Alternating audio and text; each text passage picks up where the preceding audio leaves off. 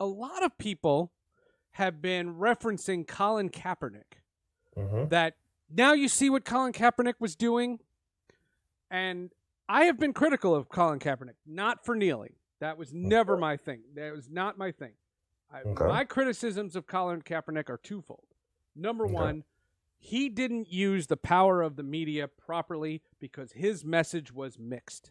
And there were many. No. His message, because what happened was there were people who would call radio shows and go, "What's he doing?" And they were not prejudiced and they were not racist. No. Listen.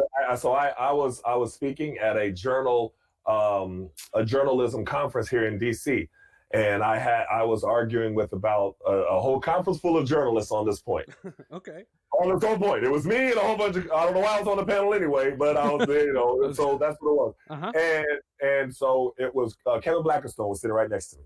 Sure, so I know him. It was after he did it, he made a statement in a video that clearly laid out his reasons for taking a knee. He was articulate with it. He spelled it out. He said it. He said what it isn't. He said what it was. He said it's not about the military. He said I have family that were military. It's not about the, it's not, what I am doing. You could go and look it up. He said it is for police brutality, racism, and the political process. He thought that we needed more than two political parties. This is what it's about. And as soon as that was over, the headline was, he does a protest against the national anthem and disrespects the military. Now that's journalism's fault because they specifically did the opposite of what he specifically said it was. And that's why so many athletes don't like journalists. Hold on.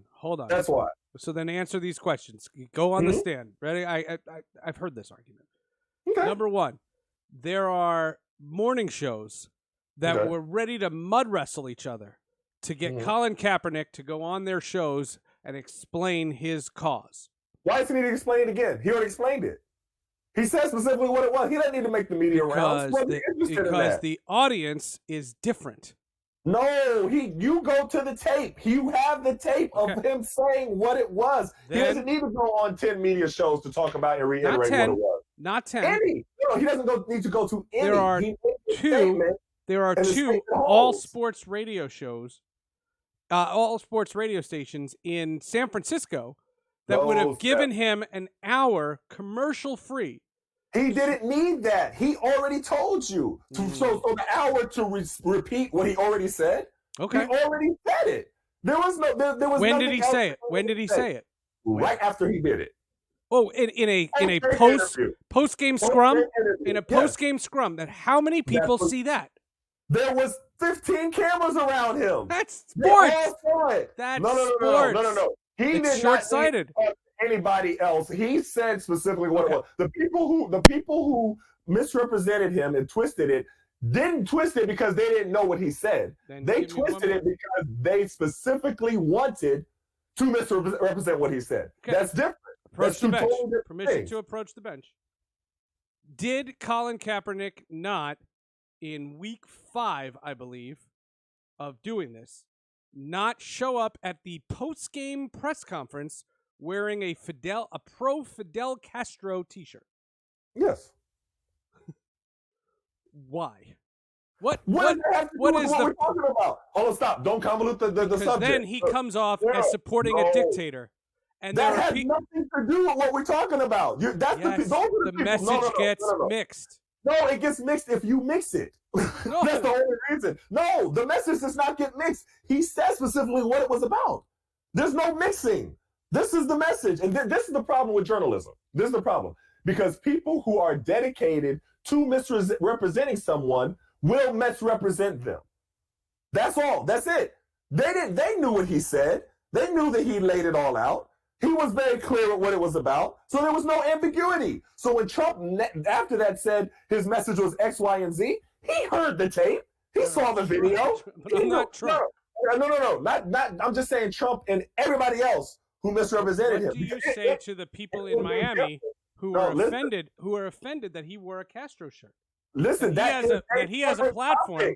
Listen, you're convoluting topics. One topic is police brutality, what he took a knee for. The other one is Castro t-shirt. Those are two separate topics. So if you want to talk about the Castro t-shirt, fine, that's one topic. Why was he wearing a Castro t-shirt? Okay, that's fine, but that has nothing to do with this topic.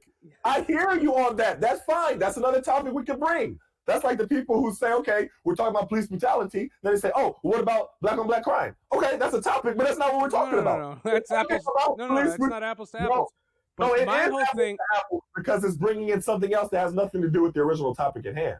It's definitely my argument for him, and I was a supporter. Don't get me. It's not a matter of being a supporter. It doesn't matter if you like him. It's just a matter of if you knew. I don't understand it. I didn't understand him. But he said, no, there's nothing to understand. Like that part, when people say they don't understand and they're confused and what is it about, go to what he specifically said it was about. On a random day. It doesn't matter the day. That's what he said. It doesn't matter what day it was. Talk to Matt Lauer or any of those guys. Go talk to them. No, we don't have to talk to nobody. He don't have to talk to nobody at all. He said what it was about. And this is the problem. This is the problem, though. Because then people want to be able to have the opportunity to test your knowledge, to be able to go back at you, be able to I don't want to test his knowledge. I don't want to. No. I want him saying it and not Al Sharpton. Not him saying it. No, not him saying it. You say you don't want him saying it. I want him saying it. I want him saying it. Seth, he said it. He said it very clearly. He said it once in an NFL postgame. And he doesn't need to say it again. Why does he need to repeat himself? Because he has a message. Because he has a message, and he's doing it to garner support. Okay, we understood his message. We go back to the video. We understood it. No, there were plenty of people that didn't understand it. No, I disagree. Then you can't. How can you twist and not say that you can't understand when someone getting calls from people all the time, constantly? If he specifically says, "I did not do this to disrespect the military.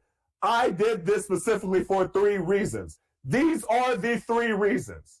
There's nothing to not understand.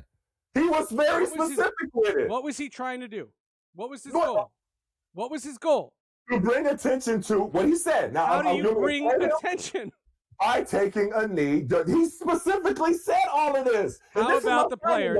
How about the players? No. How about the players that said they did it and they didn't know what it was about?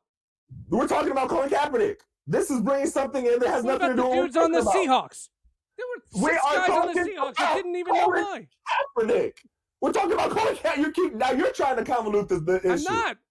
Okay, but you started off talking about Colin Kaepernick. That's all we're talking about. Well, the only thing that bothers me is the Castro shirt. That pissed me off. Okay, and that's a separate issue, and that's fine. But don't act like you don't understand what he said because you don't like this over here. No, and you never read it. Okay, that's fine. But I know what a message is, and the message should have been him, not schmucks in the media talking about him. Why? That doesn't matter who's talking about him. He said they're talking about what he said. They're specifically talking about what he said. No, they're not talking about what he said. They were talking about what he did. No. But he said what he did, though. He said what he did, why he did. You got to go back to the video because I guess apparently you haven't seen it or haven't. Miller Moulton fan says it was very fascinating. Specific. He says this is fascinating. My opinion, you are both right and you're both wrong. Thank you. Look. No, I don't think he doesn't need to. He doesn't need to repeat. This is so not about Drew Brees. This is so not about Drew Brees. Yeah, we did stop. So Drew Brees took a stance that was not my stance, and what Drew Brees' stance was, he didn't think that in order to promote social justice or be against police brutality, that disrespecting the flag, and that you should never disrespect the flag. And there are hundreds of military people that feel the same way. And hundreds of military people who disagree with that. You have to say that as well. Fine. Oh, totally. No, all right. Don't. Totally, I mean, totally. I mean, because. Go ahead. Drew Brees is not on an island. That's what I'm saying. Drew Brees is not on an island. Drew Brees is not. He's not the first person that's ever said that.